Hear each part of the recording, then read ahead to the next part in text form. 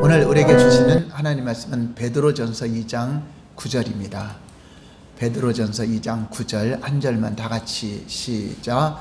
그러나 너희는 택하신 족속이요 왕같은 제사장들이요 거룩한 나라요 그의 소유가 된 백성이니 이는 너희를 어두운 데서 불러내어 그의 기이한 빛에 들어가게 하신 이의 아름다운 덕을 선포하게 하려 하심이라. 아멘.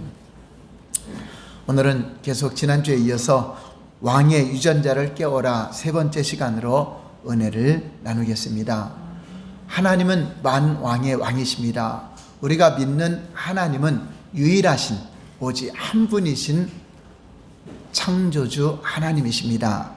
그래서 나 위에는 다른 신이 없다라고 말씀하는 것은 우주 만물을 창조하고 모든 만물을 지으신 창조주 하나님은 오직 유일하시다. 우리 하느님이 아니라 하늘에 있는 님이 아니라 하나를 말하는 겁니다. 한 분, 유일신. 하나님은 이름이 아니라 한 분이시다. 유일하시다. 창조주 하나님을 말씀하시는 것입니다.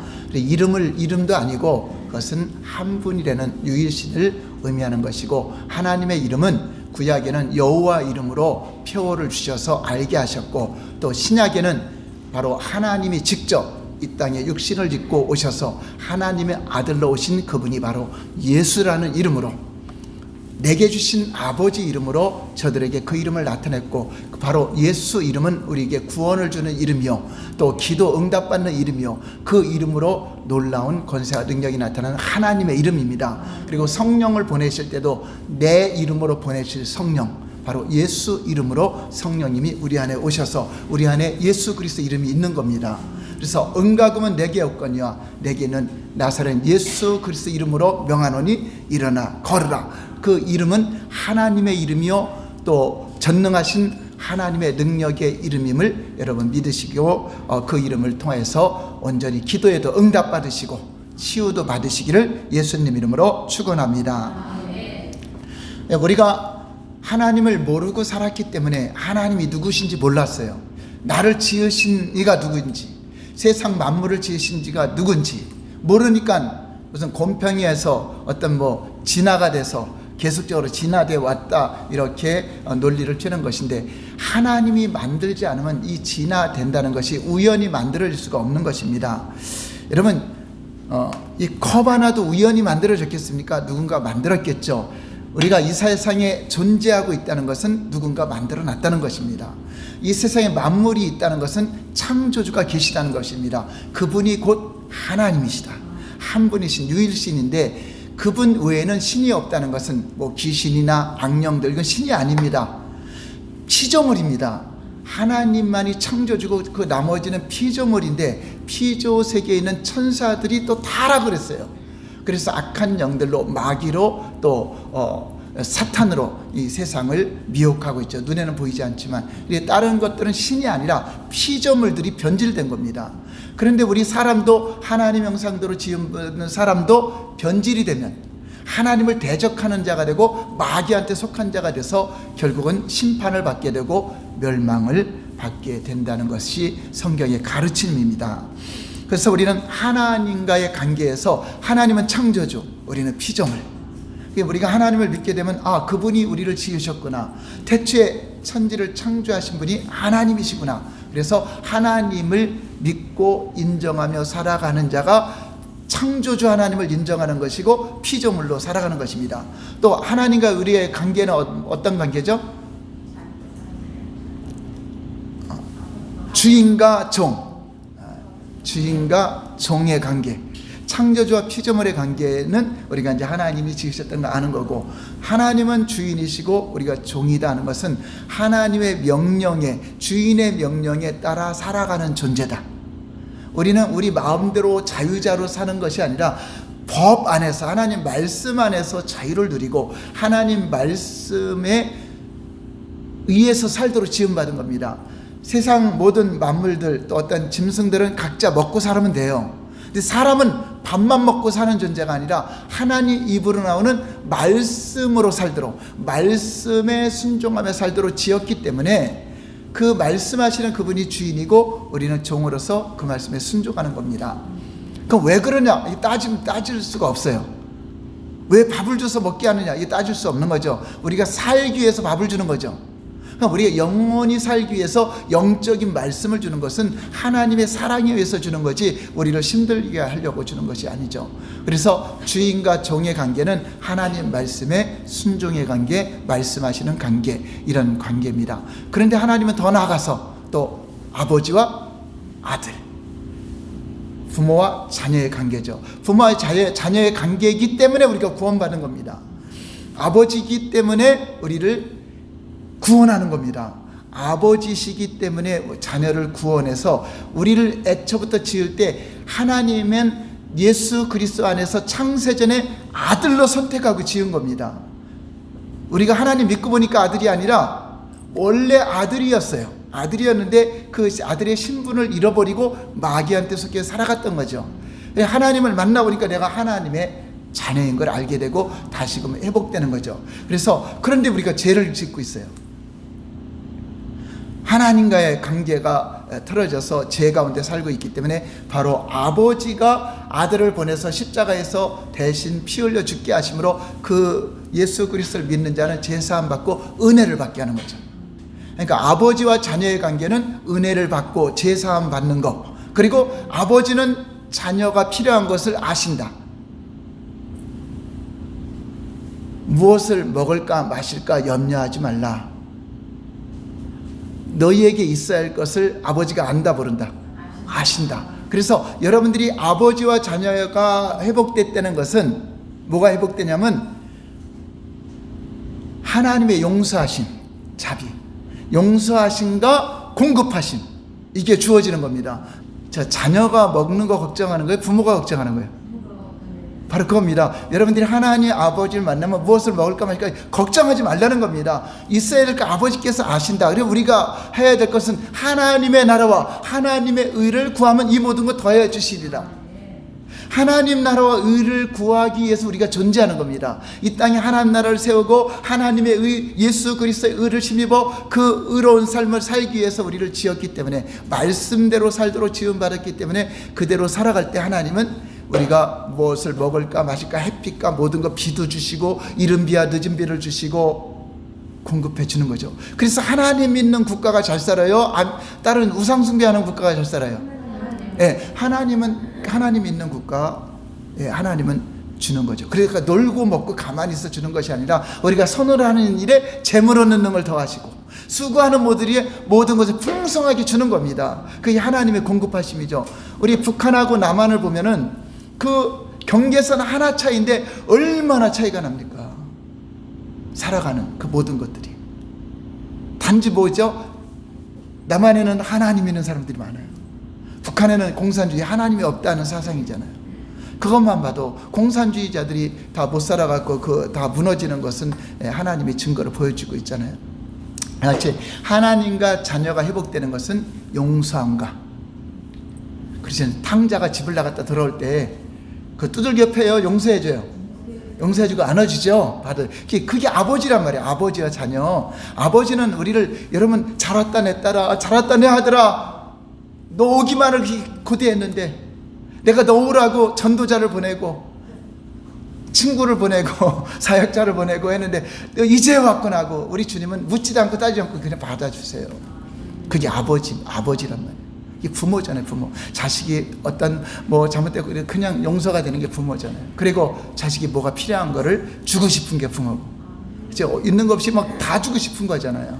아낌없이. 그게 자녀와 부모와의 이제 관계가 회복된 겁니다. 근데 또 어떤 관계가 있죠?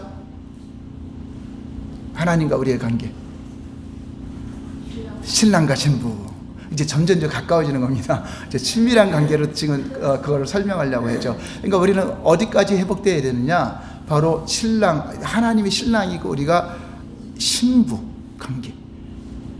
그 신랑과 신부는 잠자리를 같이 하는 관계를 말해요. 원래 하나님을 안 되는 것은요, 지식으로 이게 설교 듣는 것이 아니라 체험으로 그분과 함께하는 삶이에요. 실제적으로 동침하다, 잠자리를 같이 하다, 그런 의미가 야다라는 말이고 기네스코, 안다는 것입니다. 하나님을 안다는 것은 그냥 종교적으로 이것이 아니라 여러분 삶 속에서 하나님이 직접 신랑이 돼서 여러분과 함께하는 삶, 한 몸을 이루는 거잖아요. 아내가 남편과 함께 한 몸을 이룰지니라는 것처럼 신랑이신 하나님과 내가 이 몸 안에서 한 몸을 이룬 겁니다. 성령으로 우리 안에 들어와서. 그래서 아주 친밀한 관계. 여러분 부부가 말도 안 하고 대화도 안 하면 친밀한 관계가 아니죠. 한 집에 살고 있는데 대화도 없어. 그건 이미 친밀함이 깨진 거잖아요. 친밀함이 깨진 거죠. 우리 하나님과 우리 사이가 신랑과 신부의 관계라는 것은 그렇게 가까운 관계다.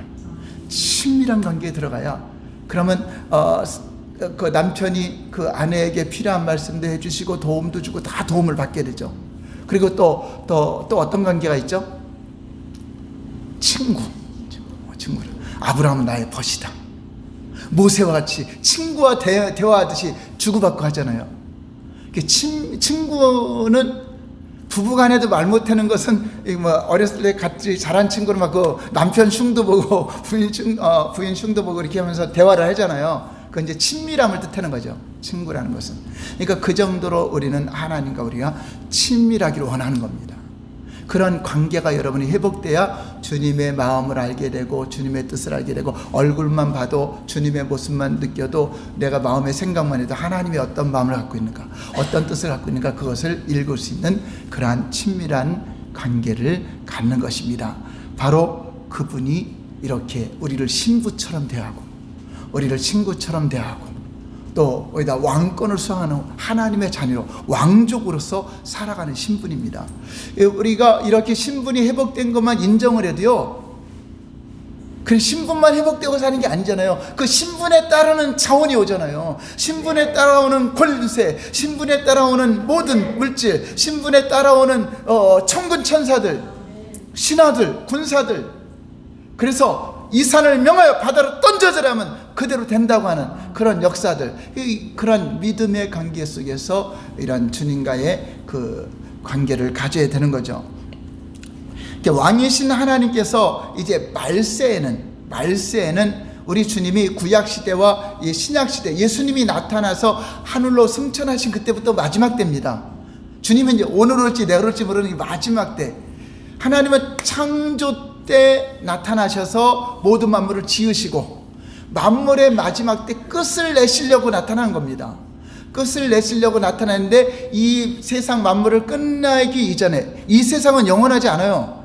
시간을 만들어놨잖아요. 시간. 아침에 저녁에 시간과 또 달과 연을 만들어놨죠. 이것은 끝이 있다는 걸 보여주는 겁니다. 여러분, 오늘 하루가 계속 있는 것 같은데 저녁이 되죠. 그게 바로 너희는 계속 사는 것 같지만 죽음이 온다는 겁니다. 근데 저녁이 돼서 잠자는데 죽은 것 같았는데 아침 되면 또 눈 뜨고 살죠.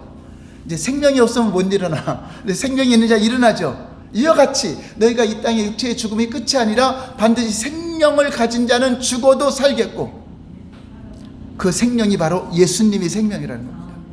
예수님이 우리 안에 영접이 되고 모신 자들은 그 생명으로 사는 거예요. 우리의 생명은 아담의 생명이 이미 죽었어요.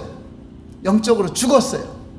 육체가 영원히 사는 것이 아니라 이 영혼이 이제 부활체의 몸을 입고 영원히 사는데, 그 죽은 영이 다시 살아나는 것이 아니라 그리스도의 영으로 사는 겁니다. 그리스도의 영으로 사는데 그게 거듭남이죠. 아담에게서 거듭난 것이 아니라 우리는 아담에게서는 육신의 혈통을 따르고 죄인의 신분으로 내려왔지만 이제 죄 없으신 예수님을 만나고 예수님을 영접하고 예수님과 한 몸을 이룰 때 그분을 통해서 다시 잉태되어서 진리로 거듭나는 겁니다. 말씀으로 거듭나고 성령으로, 물과 성령으로 거듭나서 이제 DNA가 완전히 달라진 거예요. 아담의 죄인의 DNA가 아니라 이제 의로운 예수님의 DNA 피가 보이지 않게 영적으로 우리 안에 흐르고 있는 겁니다. 요엘 선지자를 통해서 말세에 이런 현상이 나타날 것을 예언한 하늘과 땅에 이런 이적을 베풀 것을 말씀하신 말씀이 있어요. 요엘서 2장 29절 30절 볼까요? 시작. 그때 내가 또 내 영을 남종과 여종에게 부어줄 것이며 내가 이적을 하늘과 땅에 베풀리니 곧 피와 불과 연기 기둥이라. 그때는 마지막 때 말세, 그러니까 예수님이 하늘로 승천하시고 나서 성령을 부어줄 건데, 남정과 여정에게 성령을 부어줄 건데, 어린아이들은, 성령은 이제 하나님이 우리 안에 영으로 들어 임재하는 겁니다. 우리의 죄가 있을 때는 성령의 역사가 있었지만 내주를 못했어요. 내주는 완전히 제사함 받은 자, 예수 그리스도를 믿고 죄를 용서받은 자에게만 성령님이 내주를 하세요. 그래서 내가 하늘로 올라간다는 것은, 예수님이 하늘로 올라간다는 것은 이미 십자가의 죽음과 부활을 통해서 우리 죄를, 믿는 자들의 죄를 사했기 때문에 성령을 받게 되죠. 예수님은 오순절 마가의 다락방 성령이 임하시기 전에 성령이 오셨죠. 임하셨죠. 어떻게 해서 임하셨을까? 세례 요한에게 내가 물로 세례를 줄 때 누구에게든지 성령이 임하시는 자를 보면은 그가 바로 하나님 보낸 그리스도다. 왜 그렇죠? 모든 사람 다 죄인이기 때문에 성령을 받을 수가 없어요. 오직 유일하신 한 분 예수님 외에는 성령을 받을 자가 없어요. 성령이 임하시고 그때부터 3년 동안 예수님의 공생애를 시작한 것입니다. 그런데 마지막 때에는 이제 예수 그리스도를 믿는 자에게 내 영, 성령을 남종과 여종에게 다 부어주신다. 다 이제 주님과 한 몸을 이루어서 이제 그 영으로서 하나가 되는 새로운 DNA가 우리 안에 흐르게 되죠. 그럼 구약 시대에는 어떻게 성령이 역사했을까요? 그럼 성령님이 아예 없었을까요? 있었죠. 세례 요한에게도, 세례 요한 태어날 때도 사가랴가 성령 충만함을 입어, 성령의 충만함을 입어 그러죠. 그러니까 입는 데는 표현을 쓰죠. 성령을 받은 것이 아니라 입는다. 그러니까 겉에 성령의 임재 속에 감동을 받는 거죠. 이 안에 영적으로 제사함 받기 전에는 내주할 수 있어요. 그래서 성령 충만함을 입어 그러죠. 그래서 요셉도 하나님의 신을 받았다 그래서 신에 감동됐다 그랬어요. 감동됐다. 그러니까 우리가 성령으로 하지 않고는 예수를 못 믿는다 그랬죠. 주라 고백 못 한다 그랬죠. 근데 베드로가 성령 받기 전에 고백했어요, 안 했어요? 주는 그리스도시요 살아계신 하나님의 아들입니다. 고백했어요, 안 했어요? 했죠. 성령 안 받았는데 어떻게 고백했을까? 어떤 사람, 어떤 목사들은 여러분들이 예수님을 주로 고백하면 다 성령 받았습니다, 이렇게 또 거짓말로 가르치는 사람이 있어요. 성령 받은 것이 아니라 성령의 감동으로 고백을 한 거죠. 바요나 시몬아 내가 복이 있도다, 그것을 내가 알건 내 혈육으로 안 것이 아니라 하나님 아버지께서 알게 했다는 건 성령께서 감동을 줘서 있는 거죠. 감동은 구약에도 있었으니까. 그래서 우리가 복음을 전할 때 성령의 감동으로 예수님을 영접하잖아요. 예수님을 주로 고백하죠. 자, 그런 자에게 성령이 오는 거죠. 자, 성령이 오고 나니까 예수 믿어요? 예수님을 믿으니까 성령이 와요? 순서가 어떻게 되죠? 주 예수를 믿고 제사함 받으라, 그리하면 성령을 선물로 받으니. 그러니까 성령을 받고 믿는 게 아니라 복음을 듣고서 마음이 가난한 자들, 어찌할꼬 이 죄에 대해서 애통하는 자들, 이런 자들이 성령의 감동을 받고 주를 고백해요. 감동으로 고백하죠. 그래서 성령 받은 건 아니죠. 그래서 초대교회도 보면은 너희가 믿을 때 성령 받은 자, 예수를 믿긴 믿는데 성령 들어보지도 못했다 그러죠. 믿기는 믿어요. 그런데 다시 성령에 대해서 풀어주니까 말씀 듣는 자들에게 성령이 임하였으니, 성령이 임하는 것은 다시 우리가 받는 거죠. 내주하는 성령을 말하고, 성령님이 그 전에도 역사했지만 내주하시진 않았다. 감동받고 성령 충만함을 입은 거죠. 마치 엘리야가 능력이, 이 안에 성령의 능력이 와서 있는 것이 아니라 두루마리처럼 옷을 입듯이 입는 것처럼 옷을 벗으니까 엘리사가 엘리야의 두루마리를 가지니까 능력이 또 나타나죠. 마치 이렇게 옷 입듯이 겉으로 이렇게 은사라든가 이런 것은 나타나는 겁니다. 10절에 보면 내가 이적을 하늘과 땅에 베푼다. 이적. 하늘과 땅에 이적을 베푸는데 뭐죠? 곧 피와 불과 연기 기준이라. 언제? 마지막 때.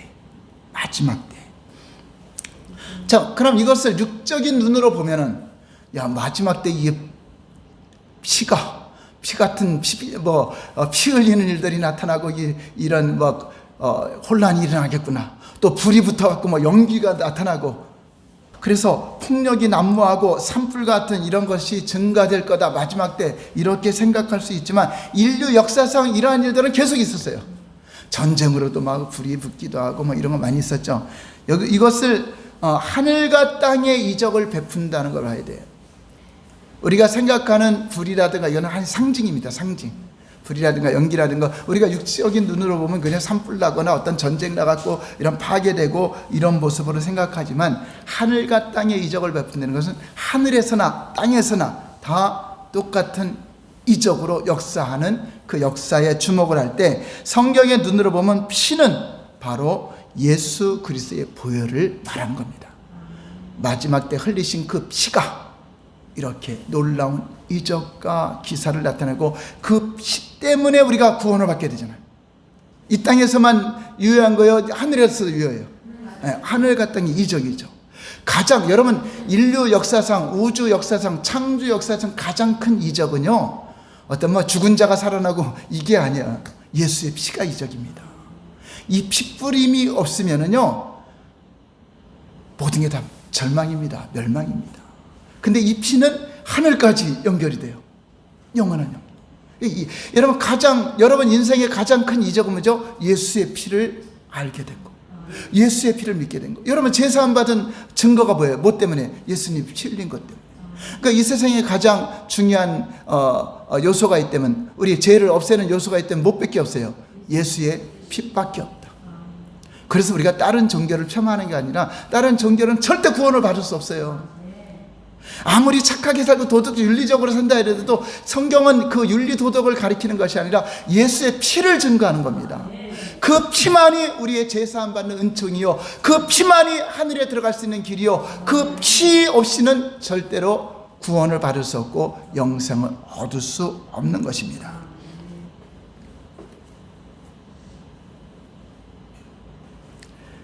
죄 없는 피를 땅에서 흘리신 예수 그리스도의 피만이 유일한 제사함의 은총이며 하늘에 들어갈 수 있는 유일한 피다.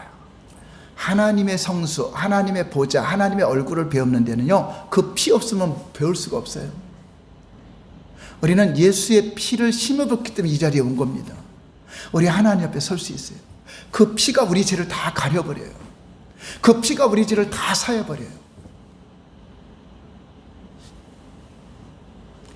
하나님의 보좌 지성소 앞에 유일하게 들어간 피는 오직 주 예수의 보혈 그 피밖에 없어요. 대제사장이 들어갈 때 지성소에 들어갈 때 처음 없고 이런 깨끗한 피를 가지고 들어가지만 조금만 잘못되면 죽어버려요. 아무나 못 들어가요. 1년에 한 번씩 들어가는 건데 이거는 평생에 우리에게 한 번은 속죄를 한다는 의미입니다. 근데 그건 하나의 예표고 예수의 피만이 유일하게 하나님의 성소에 들어갈 수 있는 그러한 이적이라는 것입니다. 그럼 불의 이적은 뭘까요? 불의 이적은 성령의 역사를 말해요. 불같은 초대교회 때도 불의 혀같이 나타나면서 성령님이 임재했을 때 불의 역사가 나타났고 또 불은 막 붙어가는 능력이 있어요. 성령 역사는 그냥 그 하나님 나라가 복음이 증거되고 확산되고 부흥이 일어나는 그러한 역사가 있어요. 그게 불길이 막 번지는 거죠. 저도 얼마 전에 꿈을 꿨는데 꿈속에서 온 세계가 다 불이 붙어갖고 타는 꿈을 꿨는데 그 꿈이 좋은 거더라고요. 이게 복음이 확산도 되고 이래 증거가 되는데 어쨌든 불은 성령의 강력한 역사, 복음의 증거 이란 역사 마지막 때는 이런 성령의 강력한 불같은 역사로 여러분들이 온 세계 대부흥을 일으키는 그러한 역사도 나타나게 되는 것입니다. 초대교회 그 성령께서 불 붙인 그 사역이 오늘날 저희들까지 연결되어 온 것처럼 마지막 때는 이 불의 역사도 강력하게 나타날 것입니다. 그러니까 연기 기둥은 무엇을 표현할까요? 연기 기둥은 하나님의 임재를 표현하죠. 하나님 아버지께서 우리에게 함께하고 있다는 임재. 성부와 성자 성령으로 주님은 나타나시지만 그것을 표현할 때 피와 불과 연기 기둥으로 삼일째 하나님의 역사를 마지막 때는 강력하게 할 것을 보여주고 있는 것입니다. 연기 기둥은 이스라엘 백성들이 가나안 땅에 가기까지 하나님이 그들과 함께하고 있다는 임재의 상징으로 보여줬어요. 출애굽기 19장 18절 볼까요? 시작. 연기가 자욱하니 여호와께서 불 가운데서 거기 강림하심이라. 그 연기가 옹기가마 연기같이 떠오르고 온 산이 크게 진동하며 이렇게 하나님께서 임재하고 있을 때 그 강력한 연기 기둥 그것을 가려져. 원래 실제는요, 이게 연기라든가 이런 그 구름이라든가 그 또 성막에도, 모세가 지은 성막에도 연기나 구름 기둥으로 항상 함께하고 있었어요. 자, 왜 그랬을 것 같아요? 하나님의 임재는 눈으로 볼 수 없죠. 볼 수 없으니까 눈으로도 볼 수 있는 거죠. 하나님의 임재라는 걸 다 알아요. 자, 그 이유는요, 그것으로 가리지 않으면요, 하나님 직접 만나면 다 죽어요. 하나의 은혜입니다. 은혜로 가려주는 겁니다. 하나님이 직접 임재하고 있는데 그것을 가려진가, 직접 우리가 만날 수 없는데 그것으로 가리는 거죠. 짐승의 피 갖고는 실제로 하나님 앞에 우리 나갈 수는 없는 겁니다. 그건 하나의 예표죠. 그래서 그 향이라든가 이런 것으로 그 대지상에 들어갈 때도 거기에 이렇게 연기가 가득하게 해서 죽음을 면하기 위해서 이렇게 하나님의 은혜로 가려주는 거죠. 그래서 오늘날 역시 성령 안에서 하나님의 임재를 경험하며 이로 인해서 우리는 하나님의 인도를 받게 해주는 겁니다. 그러니까 저와 여러분들이 이제 친히 하나님이 여러분 삶을 인도해 줘요. 임재 가운데 우리가 눈으로 진짜 연기를 볼 수는 없지만 그 역사, 그러니까 성령님의 역사와 하나님 아버지의 역사와 그 예수 그리스도의 역사, 그분이 함께 역사하는 때가 바로 마지막 때의 이적이라는 것입니다. 그럼 오늘 이 시간은 마지막 때 이적을 베푸는 예수 그리스도의 피에 대해서 한 번 더 구체적으로 은혜를 나누겠습니다. 당신의 영적 DNA를 바꿔라는 책이 있어요. 당신의 영적 DNA를 바꿔라. 이 저자가 세자르 카스텔라노스 목사님인데, 제가 그 책에서 보니까 감증해서 보니까 우리 안에 있는 놀라운 예수님의 피의 DNA, 즉 왕의 유전자가 우리 안에서 역사하시는 놀라운 감증을 기록하고 있습니다. 그 감증 내용을 보면 이렇습니다. 어느 날 밤이었다. 나는 아내와 함께 막내 아들을 데리고 외식을 하려고 했는데 무엇인가 평소 때와는 다르다는 것을 감지했다. 아들 마띠아스는 당시 약 6개월 정도밖에 되지 않는 아기에 불과했지만 식당 안에서 얼마나 소란을 피웠는지 모른다. 물론 그 또래의 아기들이 다 그렇다는 것은 알고 있지만 그때만큼은 무엇인가 유별나게 난동을 부린 겁니다. 이는 마치 그에게 어떤 한계도 주어지지 않는 것 같이 보였다. 아내와 함께 그 아기를 지켜보고 있는 동안 순간적으로 조상으로부터 내려오는 악한 영들의 결박이라는 생각이 떠올랐다. 그 다음날 나는 하나님 앞에 이렇게 기도했다. 하나님 아버지 도와주세요. 마띠아스를 위해 어떻게 기도해야 할지 가르쳐 주세요. 너무나 산만하고 너무나 통제가 안 되는데, 여러분들 자녀들 통제 안 되죠? 오늘 말씀 한번 실천해 보세요. 내 말도 안 듣고 올바른 길도 안 되고 막 난리치는 그 통제 안 되는 자녀. 곧바로 하나님께서 나의 마음에 이렇게 말씀해 주었다. 예수의 DNA를 마띠아스의 DNA 가운데 바르면서 기도하라 라는 음성이었다. 나에게 있어서 이것은 굉장히 생소한 메시지였다. 하나님이 어떻게 기도할 때 그런 메시지를 줄까? 그때까지만 해도 나는 어떤 설교자를 통해서 예수님의 DNA에 대한 설교를 들어본 적이 없는데, 더욱이 DNA를 바른다는 말이 왠지 어색하기 짝이 없는 표현 같아도 어떻게 눈에 보이는 것도 아닌데 어떻게 바를까?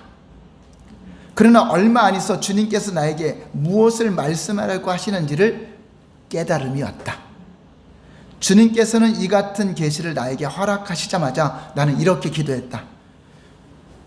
하나님 아버지, 예수님의 DNA를 마띠아스의 DNA 가운데 바릅니다.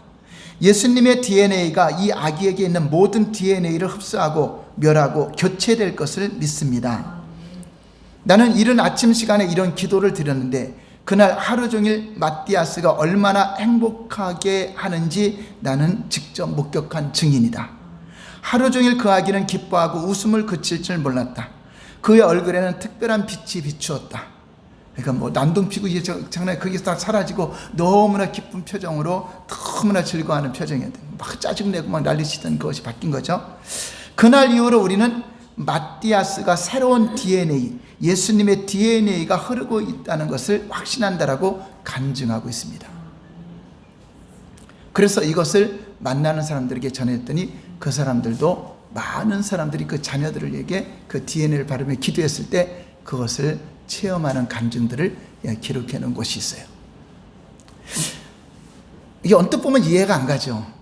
그렇죠? 보이지 않는 예수님의 DNA가 우리가 믿음으로 하는 거겠지만, 근데 히브리서에 보면은요, 속죄 제사를 드리면은 대제사장이 속죄 제사를 드리고 있잖아요. 드리고 오면 모세가 그 당시에 지도였습니다. 지도자가 우슬초에다 피를 발라서 지성소에만 뿌린 것이 아니라 백성들에게 다 뿌려요, 일일이. 그리고 모든 그릇 짓기에 다 뿌려요. 그러므로 너희 죄가 사함 받았다. 이제 거룩하게, 그 피가 발라진 자들이 거룩하게 구별이 되는 겁니다. 바로 하나님께서 속죄제를 상달했다는 증거로 그 피를 뿌리는 겁니다. 그러므로 우리는 이제 짐승의 피를 뿌리는 거 예수의 피가 뿌리죠. 그러니까 믿음으로 우리도 우슬제, 그래 저도 이거 한때 치유사역 할 때 우슬제 예수님 믿음으로 예수님의 DNA 피를 붙였습니다. 그리고 실제로 어려운 가정에 가서 그걸 뿌리면서 우슬의 피를 뿌리면서 이곳은 하나님의 자녀가 사는 집이니 악한 귀신들이 틈타지 못하도록 예수의 피로 발라지게 하시고 그 피로 뿌려서 하나님께 속한 지역이 됐으니 이 장막을 복되게 하시고 이 장막에 악한 영들이 가까이 오지 못하도록 꼭 이사 가기 전에 그거를 뿌리는 일을 했었죠. 실제로 이런 사역하는 사람은요, 벽이나 이런 데 대고 손대고 직접 이렇게 뿌리면서 하게 돼요. 이것은요, 구약 시대에도 이런 일들이 효과가 있었어요. 모세도 그렇게 했지만 히브리서에 보면 실제로 이스라엘 백성들이 애굽에서 나올 때, 자, 양의 피를 그냥 잡아서 뿌렸나요? 어디다 발랐나요? 문설주에다 발랐죠. 그래서 죽음의 천사가 그 문으로 들려오는데 피가 있어요. 그러니까 그 피가 있는 집은 들어갔어요? 유월을 했어요? 네, 그냥 넘어가 버렸어요. 유월은 패스오버, 넘겼다는 거죠. 그러니까 재앙이 다 온 이스라엘 백성에 재앙이 오는 죽음의 저기가 죽는 재앙이 오는데 그 피가 발라진 데는 다 유월을 했어요. 이스라엘 백성들만 재앙이 안 왔어요. 그래서 애굽을 나올 수 있는 길이 열린 겁니다. 양의 피가 그러한 효력이 있거늘 하물며 영원하신 그 예수님의 피, 우리는 지금은 믿음으로 그 피를 믿는 거죠. 믿음으로 여러분들도 한번 뿌려보세요. 여러분 가정 장막에도 문설주에도 침대에도 또 이렇게 한번 뿌리는 것 해보세요. 성경에 없는 것이 아니라 있는 내용이니까 우리는 믿음으로 뿌리는 거예요. 예수님의 피는 직접 2000년 내내 그 피 갖다 못 뿌리잖아요. 우리는 믿음으로 DNA를 이렇게 바르면서 아이한테 예수님의 DNA를 바른다면서 이렇게 기도해 줬을 때 놀라운 효과가 있는데, 또 다른 어느 선교지에 갔더니 그 선교사님 애가 너무나 격해가지고 선교사님 애 때문에 목회를 못한다고. 그래서 그거를 가르쳐 줬더니 그 다음날 하더니 우리 애가 달라졌어요. 여러분 다 커도 한번 해보세요. 자녀들에게 DNA를 해보세요. 근데 왜 이것이 필요한가 하면은요, 사도행전 17장 26절 볼까요? 시작.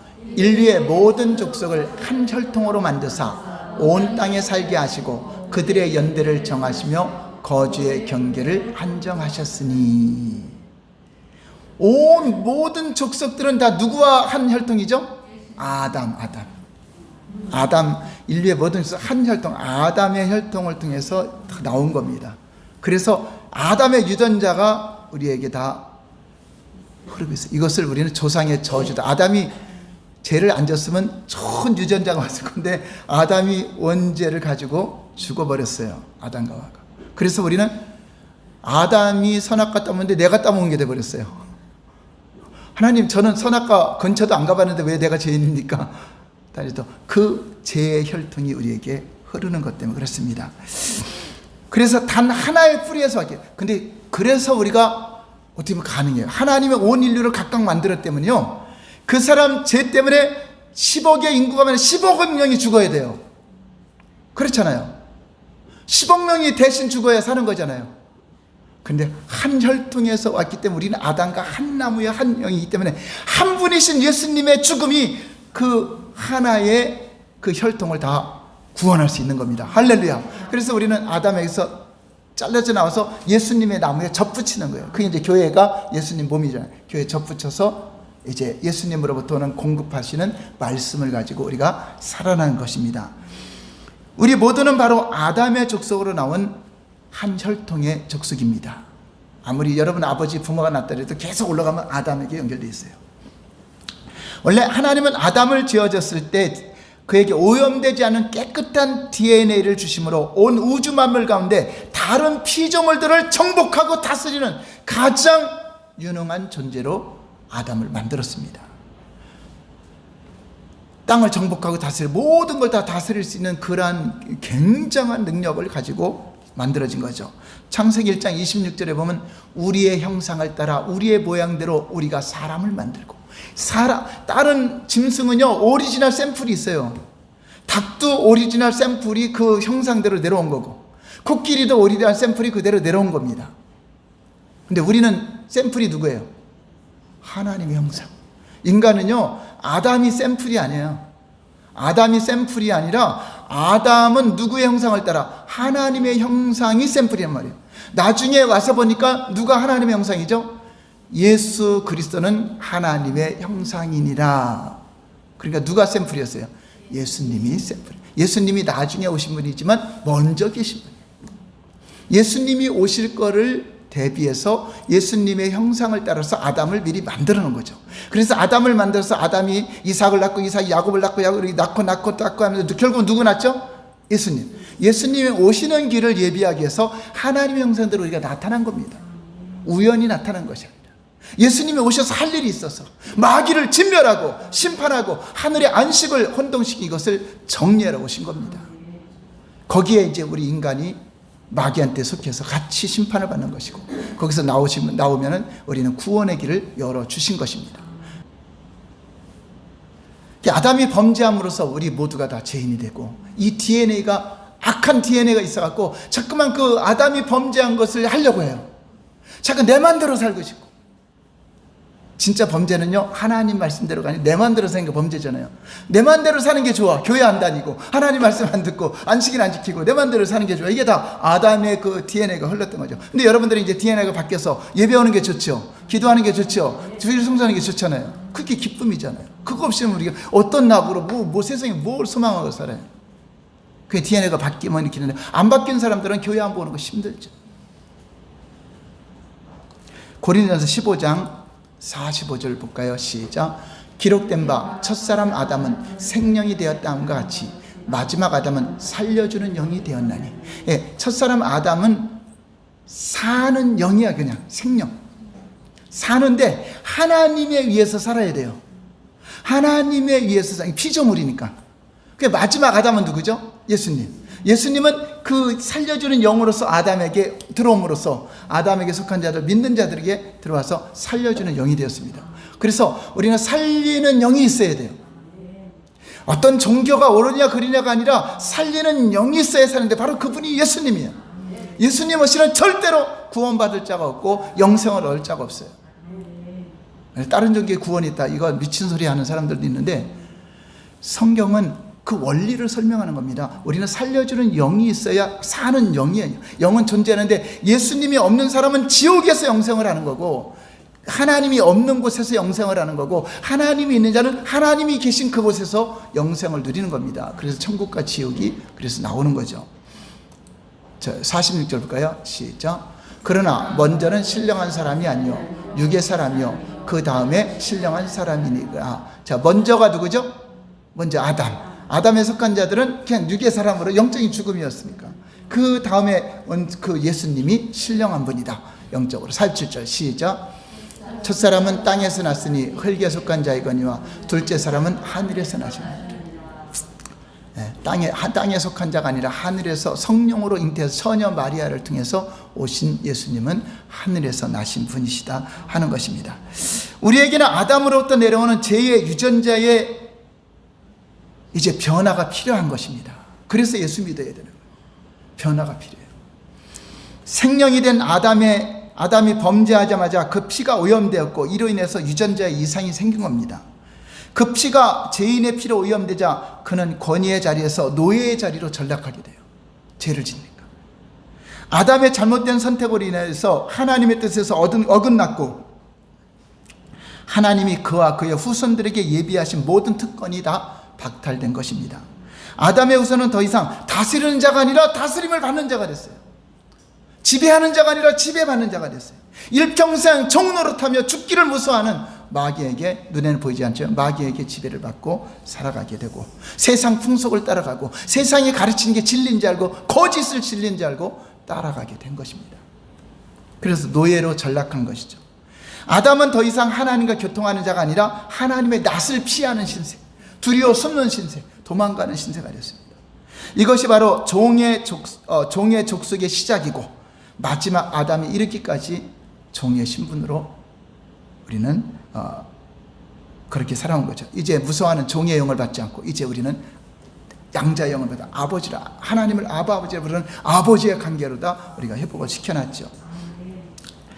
그러나 그가 아담이 범죄함으로 그 후손들에게 그 아담의 제2의 DNA가 계속적으로 재생산되는 흔적이 나타나고, 그로 인해서 온 인류는 계속 하나님을 떠난 범죄가 끊임없이 나타나고 있는 것입니다. 그래서 하나님은 인류를 돕기 위해서 저주의 유전자를 끊어야만 했는데, 그것이 바로 마지막 아담의 출현, 예수 그리스도의 출현, 마지막 때 그 피의 이적을 나타나기 위해서 그 출현을 시킨 것입니다. 첫 아담은 저주의 문을 열었지만 마지막 아담이신 예수님은 모든 저주를 짊어지시고 인류의 구원을 위해 자신의 생명을 내어주셨습니다. 그래서 첫사람 아담은 오실자의 표상으로 만들어졌죠. 주님 오실 자, 예수님이 오시기 위해서 만들어졌다는 걸 볼 수 있죠. 우리는 왜 이 땅에 존재하죠? 다시 오실 주님을 예비하는 것이고, 오신 예수님을 증거하기 위해서 나도 다른 목적이 없어요. 이 땅에 살아가는 거예요. 아담의 저주를 완전히 끊어버리신 분이 바로 예수님이십니다. 이사야 53장 6절 볼까요? 시작. 우리는 다 양 같아서 그릇 행하여 각기 제 길로 갔거늘 여호와께서는 우리 모두의 죄악을 그에게 담당시키시다. 그 마지막 아담으로 오신 죄 없는 그 하나님의 아들이신 예수님이 그 첫 아담에 속한 모든 죄와 허물들, 각기 자기 길로 간 그 모든 죄를 다 담당시켜서 십자가에 죽은 겁니다. 몇 사람이 아니라 온 인류가 다 믿어도 구원받을 수 있도록 담당한 거예요. 그래서 이제는 죄 때문에 지옥 갈 자는 없어요. 아무도 없어요. 안 믿어서 가는 겁니다. 안 믿어서, 믿지 않아서. 예수님의 오심으로 인해 우리는 이제 새로운 길, 새로운 족속, 이제 새로운 피조물, 오염되지 않은 새로운 피의 길이 열려진 것입니다. 예수님은 바로 새로운 유전자를 가지고 오셨습니다. 그분은 왕의 유전자입니다. 왕이신 유전자입니다. 이 보통 사람들의 유전자가 아니라 왕권을 수행하는 유전자입니다. 다시 말해서 우리가 다시 태어나 새로운 유전자 정보로 바뀌어야 된다. 그래서 거듭남이라는 거예요. 다시 태어나야 된다. 다시 거듭나야 된다. 어떤 유전자로? 예수님의 유전자로 거듭나는 것이 바로 물과 성령으로 거듭난다고 하는 것입니다. 아담의 혈통으로나 나는 것이 아니라 예수 그리스도의 피의 혈통으로 하나님께로서 다시 나야 되는 것을 우리는 거듭남이라고 하는 겁니다. 요한복음 1장 13절 볼까요? 시작. 이는 혈통으로나 육정으로나 사람의 뜻으로 나지 않고 오직 하나님께로부터 난 자들이라. 여러분, 이제 하나님의 자녀로 다시 회복된 것이 육신의 부모가 그렇게 나서 그런 거예요? 하나님께로 났어요. 이제 육정으로 혈통으로 해서 그건 절대 못 난다. 하나님께서 나야 우리는 새로운 피조물로 살아가는 것입니다. 그러므로 예수 그리스도를 믿는 모든 사람들에게는 하나님의 아들인 예수님의 DNA가 보이지 않지만 영적으로 흐르고 있다는 걸 믿으시기 바랍니다. 그거를 인정해야, 그분의 유전자가 흐르는 걸 인정해야 여러분이 뛰어난 일을 하게 되고, 여러분의 어떤 분야에 뛰어난 가치 있는 능력 있는 삶도 살아가는, 하나님이 주신 달란트를 극대화할 수 있는 능력이 된다는 것입니다. 우리가 예수님과 같은 하나님의 자녀로서 왕권을 수행하게 된 것은 예수님의 왕의 유전자가 여러분에게 있음을 믿으시기 바랍니다. 그래서 여러분들이 예수 이름으로 명하면 귀신도 떠나가고 병들의 손하면 치유도 되고 나타나는 것이고, 각양 여러 가지 이적도 경험하게 되는 것입니다. 자, 우리 옆 사람에게 한번 인사할까요? 당신은 왕의 족속입니다. 당신은 왕의 혈통을 이어받은 왕족입니다. 우리 여러분들 각각 개인은요, 조상들로부터 내려온 하나의 집합체입니다. 집합체이기 때문에, 그런데 교회를 다니면서도 이러한 예수님의 유전자로 바뀌었다는 사실을 모르면, 나는 원래 최씨 고집이 있어, 나는 원래 장씨 고집이 있어, 그 집안의 그 혈통을 주장해. 그러니까 그게 아직도 나를 움직여. 그건 죽는 거야. 죽어야죠. 예수님의 DNA 피는 나는 온유하고 겸손하고 주님의 성품이 나타나고 주님의 사랑이 나타나고 하는데, 이 DNA 피가 안 바뀌면은 10년 20년을 되도 여전히 그 조상이 흐르는 저주가 여러분을 주장해요. 여러분 강력하게 이제 피를 뿌리세요. DNA를 뿌리면서 우리 집안의 질병의 저주는 끝났다.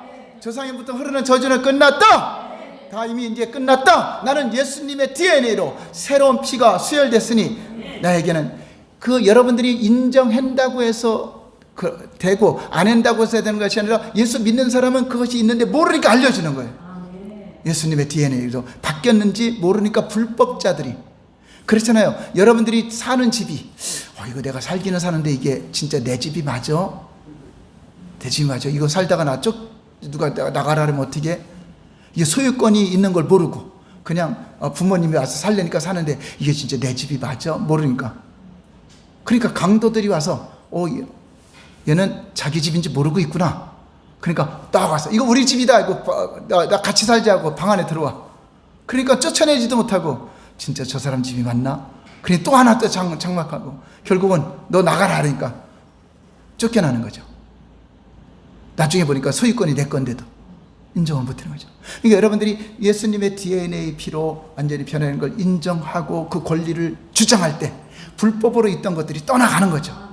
예수님이 채찍에 맞으는 나음을 입었다. 나는 건강한 자야, 나는 치료된 자야, 나는 부유한 자야, 나는 주님께서 다 이미 DNA 피로 말미암아 놀라운 이적을 베푼 자야라고 참 인정하는 거예요. 인정하면 내 속에 새 들어왔던, 불법으로 새 들어왔던 것이 차츰차츰 어이구 슬금슬금 다 도망가 버리죠. 아멘?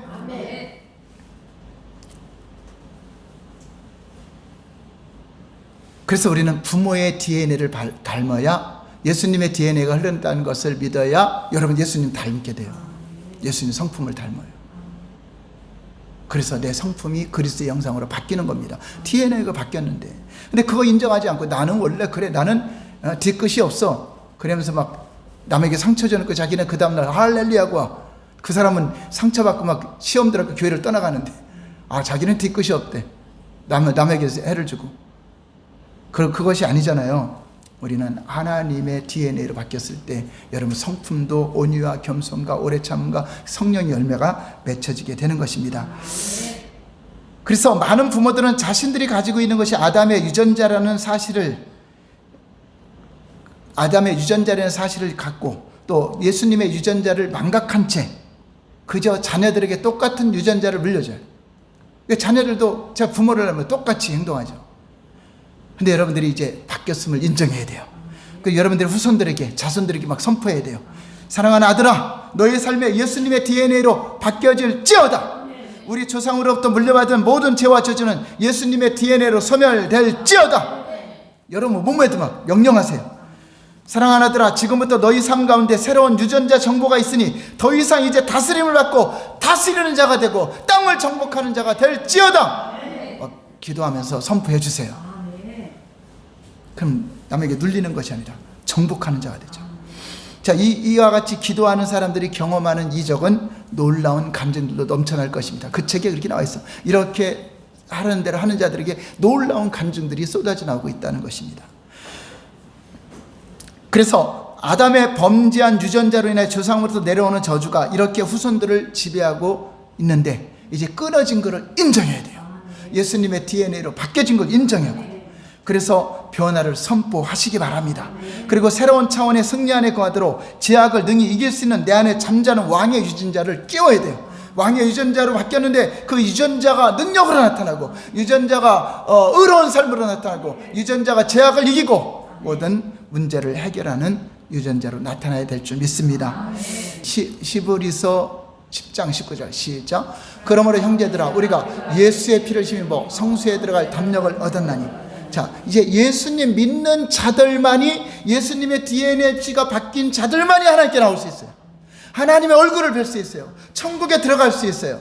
오직 하나님의 얼굴을 뵙는 장소가 은혜의 보좌인데, 은혜의 보좌 앞에 여러분들이 항상 설 수 있고 주님께 기도할 수 있는 것은 바로 예수님의 DNA로 바뀌었기 때문에, 그 피를 가지고 있기 때문에 가능한 겁니다. 한번 따라서 할까요? 예수님 믿는 자들만이, 예수님의 DNA에 피가 있는 자만이 하나님의 얼굴을 볼 수 있다. 이게 성경이 말하는 겁니다. 피를 말하는 것입니다. 성경은 피 얘기예요. 피 얘기. 그 성경 옛날에는 보면은 이 성경에 이 색깔을 금으로 했잖아요. 빨갛게 했죠. 성경은 아담에부터 혈통 이야기고 피 이야기입니다. 그래서 우리가 손을 어디나 찔러도 피가 나오죠. 그렇지만 성경 어디를 펴도 피를 봐야 돼. 예수님의 피가 흐르고 있는 거 다 피 이야기입니다. 결국 우리는 종교 이야기를 하는 것이 아니라 이 피가 하나님이 가장 보배롭고 고귀한 것을 우리에게 준 것이고, 이 피만이 우리를 구원하는 것이고 제사함 받는 것이고, 이 피만이 예수의 피. 한번 따라할까요? 나의 생명, 예수님의 피. 그 피 없이는 절대로 하나님을 뵐 수도 없고 하나님의 얼굴도 볼 수 없어요. 여러분이 교회 나와서 구원받는 게 아닙니다. 이 피의 원리를 믿어야 돼요.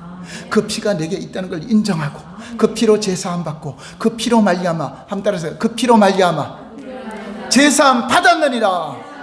여러분 자꾸만 죄책감이 오거나 누가 여러분들이 마귀가 자꾸 너는 죄인이야, 너희가 잘못했으니까 복 못 받을 거야. 아니요, 나는 죄인이라 할지라도 예수의 피, 그 피로 말미암아 제사함 받았느니라. 더러운 귀신아 떠나가라. 나는 예수의 피로 제사함 받았다. 그 피로 말미암아 의로워졌다. 여러분 그것을 담대하게 외쳐야 돼요.